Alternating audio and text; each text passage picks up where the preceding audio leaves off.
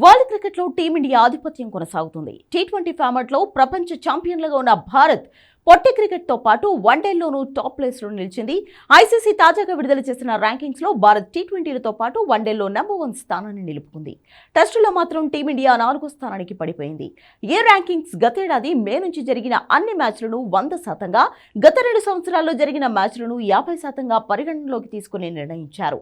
ప్రస్తుత one day T20 ర్యాంకింగ్స్లో అగ్రస్థానంలో ఉన్న టీమిండియా వార్షిక ర్యాంకింగ్స్లోనూ టాప్ ప్లేస్ దక్కించుకుంది. గడిచిన 2 ఏళ్లలో పరిమిత ఓవర్ల ఫార్మాట్లలో విశేషంగా రాణిస్తున్న టీమిండియా గతేడాది టీ20 ప్రపంచ కప్, ఈ ఏడాది ఛాంపియన్స్ ట్రోఫీని కైవసం చేసుకుంది.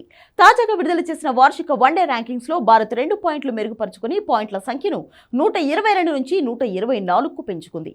ఛాంపియన్స్ ట్రోఫీ రన్నరప్ న్యూజిలాండ్ 2వ స్థానంలో ఉంది. న్యూజిలాండ్ వన్డేలో డిఫెండింగ్ ఛాంపియన్ ఆస్ట్రేలియాను వెనక్కి నెట్టి 2వ స్థానానికి చేరుకుంది. ఛాంపియన్స్ ట్రోఫీలో పేలవ ప్రదర్శన కనబరిచిన ఆసీస్ 3వ స్థానానికి పడిపోయింది. ఇదిలా ఉంటే ఇటీవల స్వదేశంలో జరిగిన వన్డే సిరీస్లో భారత్ ఆసీస్ ను ఓడించిన శ్రీలంక 5 రేటింగ్ పాయింట్లు మెరుగుపరుచుకుని తాజా ర్యాంకింగ్స్ లో 4వ స్థానాన్ని దక్కించుకుంది. పాకిస్తాన్, సౌత్ ఆఫ్రికా 5-6 స్థానాల్లో నిలిచాయి.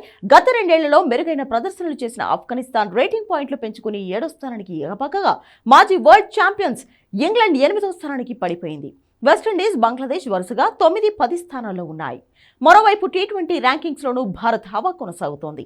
ప్రస్తుత టీ20 ఛాంపియన్స్ అయిన భారత్ టాప్ ప్లేస్లో ఉండగా Aussies, England, New Zealand, West Indies, south Africa, Sri Lanka, Pakistan, Bangladesh, Afghanistan వరుసగా తర్వాతి స్థానాల్లో నిలిచాయి. అయితే రెడ్ బాల్ క్రికెట్లో మాత్రం భారత్ వెనుకబడింది. ఆసీస్ గడ్డపై బోర్డర్ గవాస్కర్ ట్రోఫీ కోల్పోవడం టీమిండియా ర్యాంకింగ్స్ పై గట్టి ఎఫెక్టే చూపించింది.